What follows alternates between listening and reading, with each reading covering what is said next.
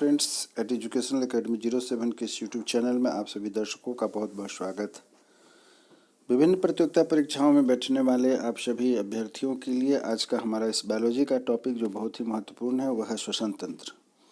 यदि आप विभिन्न तरह की प्रतियोगिता परीक्षाओं में जीव विज्ञान की तैयारी कर रहे हैं और वैसी स्थिति में आप इम्पोर्टेंट गेस क्वेश्चन के बारे में अगर आप इच्छा रखते हैं तो वैसी स्थिति में श्वसन तंत्र जो जीव विज्ञान का एक बहुत ही महत्वपूर्ण अंग है, तो उस विषय से आने वाले सभी के सभी महत्वपूर्ण प्रश्नों की जो सीरीज है, महत्वपूर्ण प्रश्नों के जो इम्पोर्टेंट क्वेश्चन हैं, गेस क्वेश्चन हैं, वह आपके पास मैं लेकर के उपस्थित हुआ हूँ। इस गेस क्वेश्चन से बाहर एक भी प्रश्न आपके श्वसन तंत्र और पाचन तंत्र से नहीं पूछे जाते हैं। तो आप हमारे इस वीडियो को शुरू से आखिरी तक देखते रहें और देखने के साथ अपने मित्रों के साथ शेयर करें और चैनल पर यदि नए हैं तो इसे सब्सक्राइब करें। बायोलॉजी के अन्य चैप्टर्स को भी लेकर के मैं आपके साथ आगे आने वाले वीडियो में उपस्थित रहूँगा। चलिए आगे बढ़ते हैं कि श्वसन तंत्र से संबंधित मुख्य प्रश्न जो भी आई प्रश्न हैं वो कौन कौन से हैं। तो श्वसन में बाहर निकली वायु में कार्बन डाइऑक्साइड की कितनी मात्रा होती है? श्वसन में बाहर निकली वायु में कार्बन डाइऑक्साइड की कितनी मात्रा होती है? तो 4%।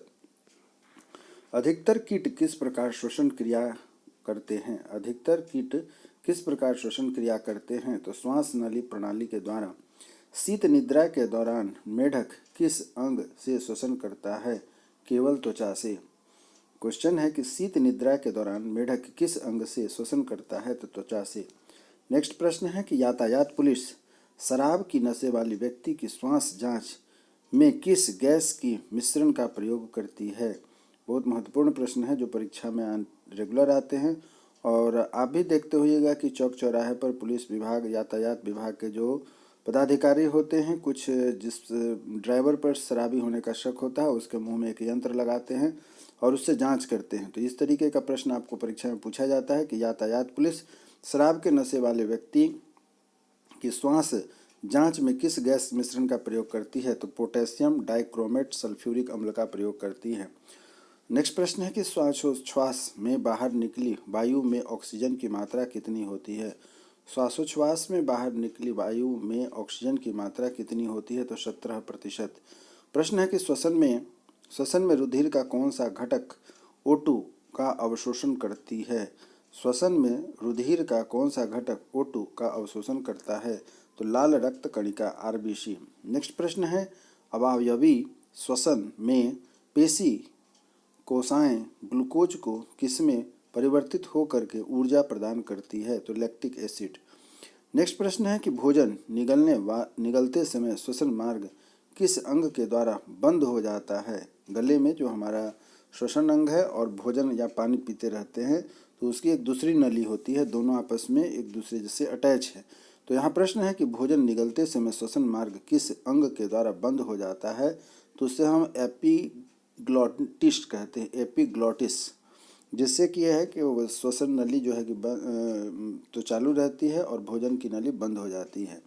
आगे है कि फेफड़े में गैसों का आदान प्रदान किनके द्वारा होता है? फेफड़े में गैसों का आदान प्रदान किनके द्वारा होता है? तो रुधिर के द्वारा होता है। नेक्स्ट प्रश्न है कि क्रेब्स चक्र की क्रिया किस कोशिकांग में संपन्न होती है? क्रेब्स चक्र की क्रिया किस कोशिकांग में संपन्न होती है? माइटोकॉन्ड्रिया में। नेक्स्ट प्रश्न है कि ऑक्सीजन श्वसन की क्रिया कोशिका के किस भाग से संपन्न होती है?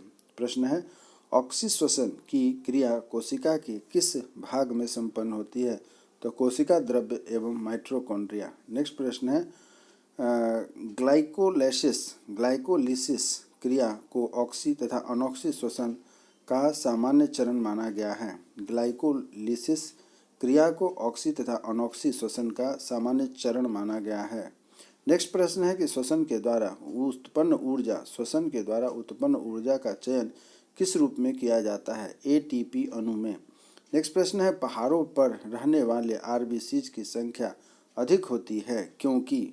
पहाड़ों पर रहने वालों में RBC की संख्या अधिक होती है क्योंकि पहाड़ पर वायु कम संघनित होते हैं। नेक्स्ट प्रश्न है कि कार्बोहाइड्रेट तथा वसा उपापचय के प्रमुख अंतिम उत्पाद क्या होते हैं?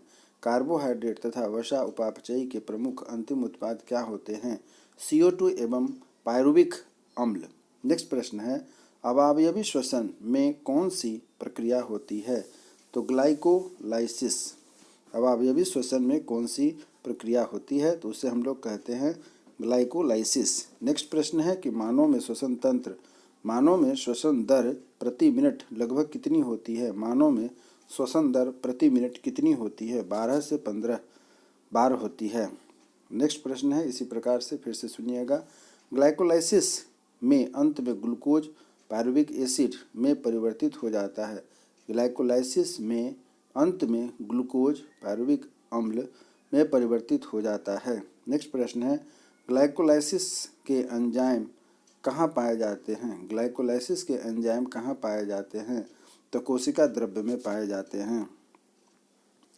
किस कारण से ऊतकों में ऑक्सी हीमोग्लोबिन से ऑक्सीजन निकलकर ऊतक द्रव्य में जाती है? किस कारण से ऊतकों में ऑक्सी हीमोग्लोबिन से ऑक्सीजन निकलकर ऊतक द्रव्य में जाती है?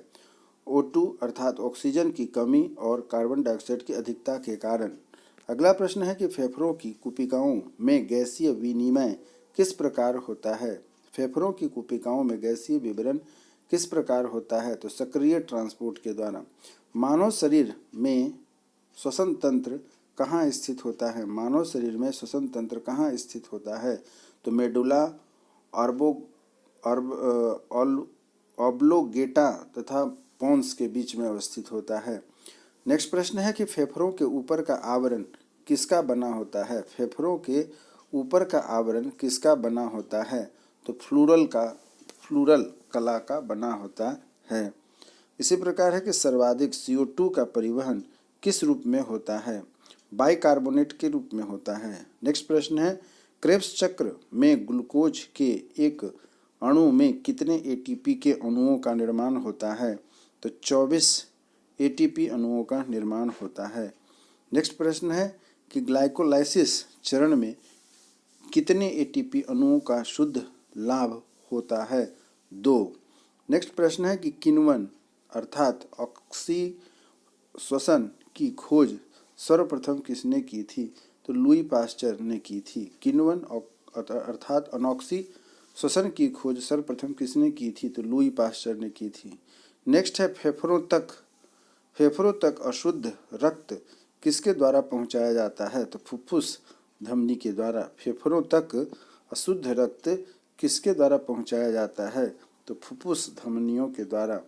उसी प्रकार है कि फेफड़ों के द्वारा, नेक्स्ट क्वेश्चन है, फेफड़ों के द्वारा शुद्ध किया गया रक्त बाएं आलिंद में किसके द्वारा पहुंचाया जाता है? तो फुफ्फुस शिरा के द्वारा पहुंचाया जाता है।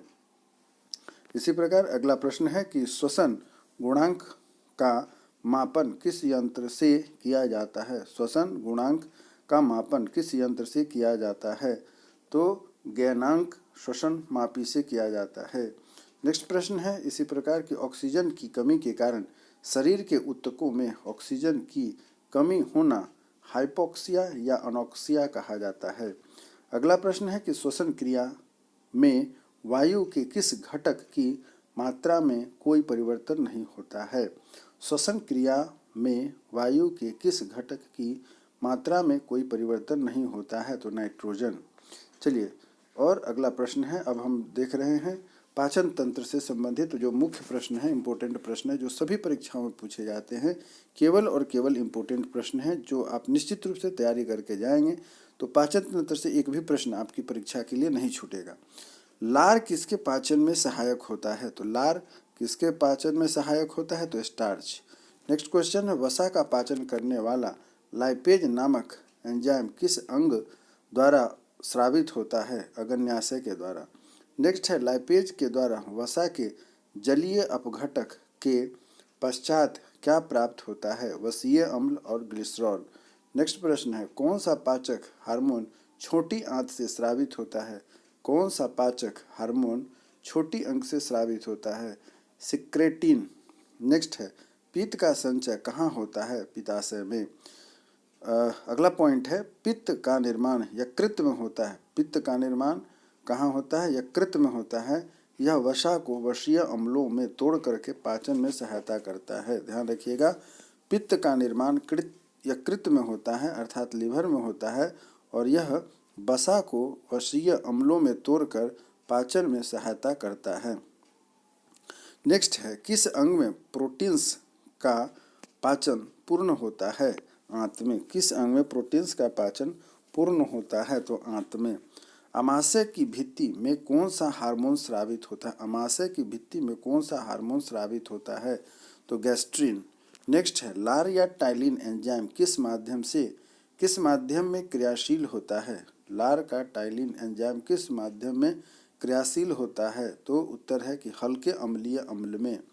नेक्स्ट प्रश्न है कि अमाशय की दीवार पर पेशीय संकुचन क्या कहलाती है? अमाशय की दीवार की पेशीय संकुचन क्या कहलाती है? क्रमांकुचन। नेक्स्ट है, पाचन तंत्र के किस रस से कोलेस्ट्रॉल पाया जाता है? पाचन के किस रस में कोलेस्ट्रॉल पाया जाता है? पित्त में। नेक्स्ट है, कार्बोहाइड्रेट किस रूप में शरीर में संग्रहित होता है? ग्लाइकोजन के रूप में। नेक्स्ट है, अमाशय में भोजन के विषाणु को कौन नष्ट करता है? अमाशय में भोजन के विषाणु को कौन नष्ट करता है? HCl मतलब हाइड्रोक्लोरिक एसिड। नेक्स्ट है, मानव शरीर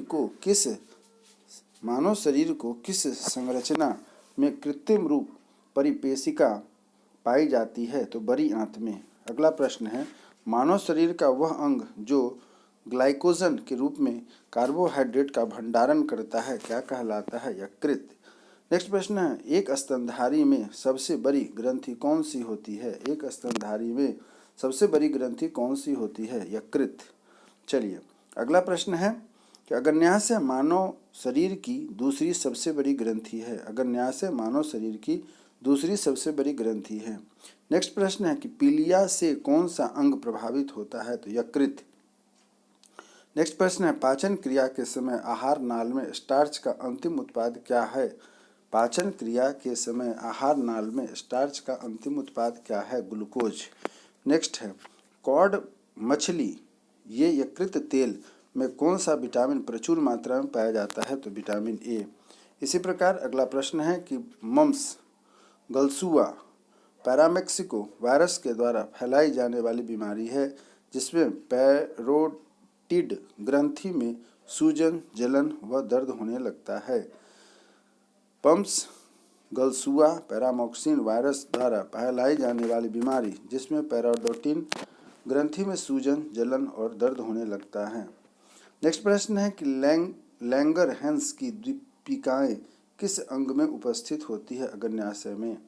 नेक्स्ट प्रश्न है कि मानव शरीर में किस एक अंग से हार्मोन के साथ साथ पाचक एंजाइम का भी स्राव होता है? अग्न्याशय। नेक्स्ट प्रश्न है कि पाचन जठर ग्रंथियां किस अंग में पाई जाती है? जठर ग्रंथियां किस अंग में पाई जाती है? अमाशय में। नेक्स्ट प्रश्न है कि यकृत के द्वारा किस प्रोटीन का संश्लेषण व संग्रह किया जाता है? तो फाइब्रिनोजेन एवं प्रोथ्रोम्बिन का। नेक्स्ट प्रश्न है कि यकृत में उपस्थित कौन सा पदार्थ मानव शरीर में रक्त को जमने से रोकता है? हीपैरिन। यकृत में उपस्थित कौन सा पदार्थ मानव शरीर में रक्त के जमने को रोकता है? तो हीपैरिन। नेक्स्ट है, लंबे समय तक उपवास रखने का सर्वाधिक प्रभाव शरीर के किस अंग पर पड़ता है? किडनी पर। नेक्स्ट प्रश्न है कि मानव शरीर के पाचन का अधिकांश भाग किस अंग में संपन्न होता है? तो छोटी आंत में। नेक्स्ट प्रश्न है कि मानव शरीर की छोटी आंत होती है।